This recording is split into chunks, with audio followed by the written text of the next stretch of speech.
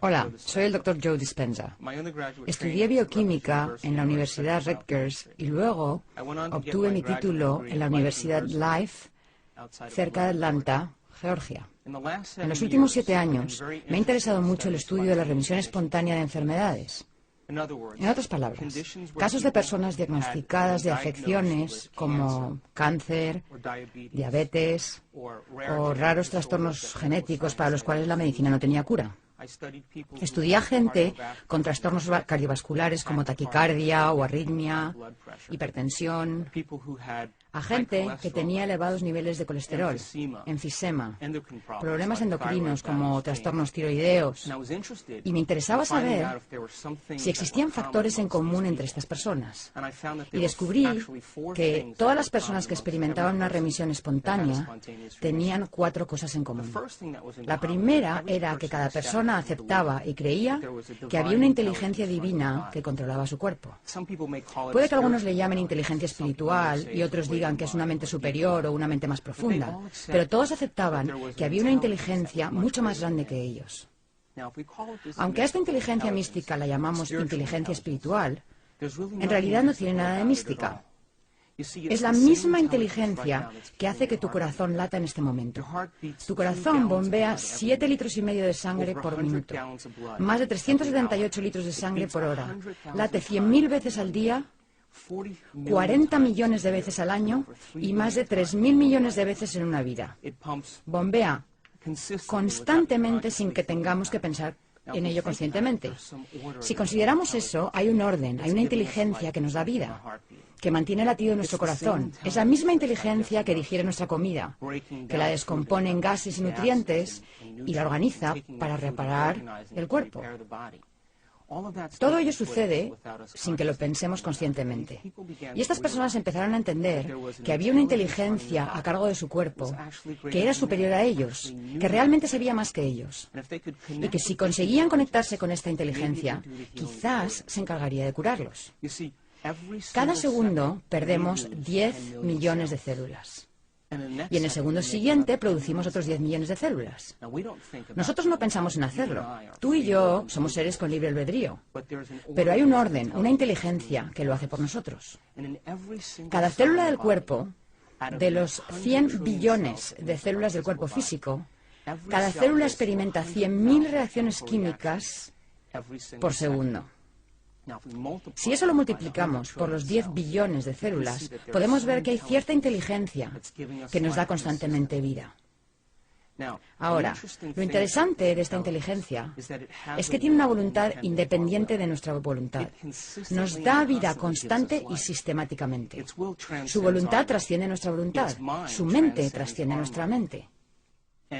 Y mantiene un orden en el cuerpo físico. Un ejemplo serían las enzimas activas en el ADN de las células. Hay 3.200 millones de ácidos nucleicos en los genes de una célula. Esta inteligencia envía proteínas a lo largo de los ácidos nucleicos y corrige las mutaciones para que no nos descompongamos. Si pensamos en esto, esta inteligencia nos da vida constantemente. Y estas personas dijeron, cabalgo en la espalda de un gigante. Y si puedo aprender a conectarme con esta inteligencia, ella me sanará. Eso es lo primero que aceptaron todos. Lo segundo fue que todos creían que sus pensamientos, su modo de pensar, su mentalidad a la larga contribuía, de hecho, a su enfermedad. Y dijeron, si mis pensamientos contribuyen a mi enfermedad, tal vez deba cambiar el modo de pensar que tuve estos últimos años.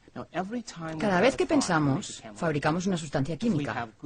Si nuestros pensamientos son buenos o elevados o felices, fabricamos sustancias químicas que nos hacen sentir bien o felices.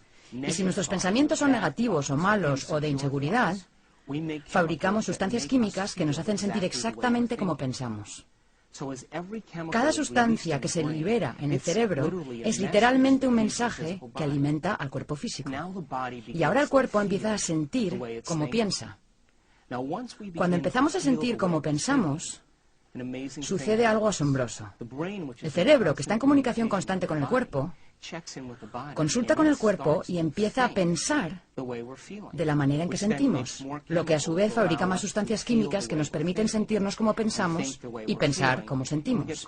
Y quedamos atrapados en el ciclo de pensar y sentir entre el cerebro y el cuerpo.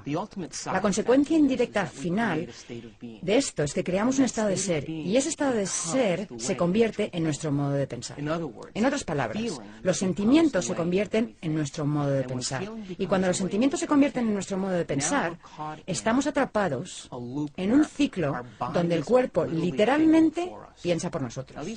Estas personas razonaron y dijeron, si mis pensamientos han creado esta enfermedad, y mis pensamientos crean estas sustancias químicas que me hacen sentir de cierta manera y comportarme de cierta manera, tendré que cambiar mi modo de pensar.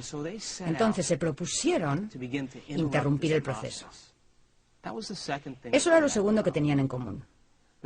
Lo tercero en común, que encuentro realmente asombroso, es que estas personas decidieron que para interrumpir su proceso de pensamiento tenían que reinventarse a sí mismos. Tenían que convertirse en otra persona. Y cuando empezaron a pensar en quiénes querían ser, pararon el ciclo continuo de reacciones entre pensar y sentir y se hicieron algunas preguntas importantes. Preguntas como estas. ¿Cómo sería ser una persona feliz? ¿A quién conozco en mi vida que sea feliz? ¿Qué tendría que cambiar en mí para ser una persona diferente? ¿A quién de la antigüedad admiro, que haya sido magnífico, que yo haya estudiado, cuyas habilidades y virtudes pudiera aplicar para empezar a formular un nuevo ideal de mí mismo o de mí misma? Estas personas se pusieron a contemplar los supuestos, las posibilidades, los potenciales de quienes querían llegar a ser. Y a medida que lo hacían, su cerebro empezó a cambiar. Empezaron a pensar de otro modo. Y el proceso de pensamiento empezó a formar conexiones en su cerebro que se convirtieron en una plataforma para su modo de ser. De modo que empezaron a acumular información, empezaron a examinar opciones diferentes al modo de ser que habían sostenido durante los últimos años de su vida.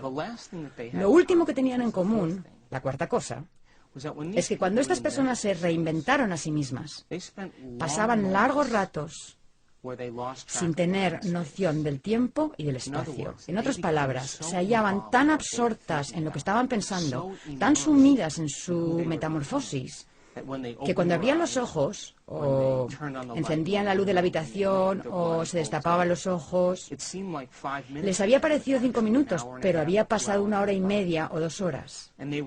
Y se habían sumido tanto en lo que pensaban que perdieron la noción del tiempo y del espacio. Perdieron la noción de las reacciones continuas que se dan entre el cuerpo y el cerebro. Perdieron la noción de la respuesta que el cerebro recibe siempre de su entorno. Y perdieron la noción del tiempo.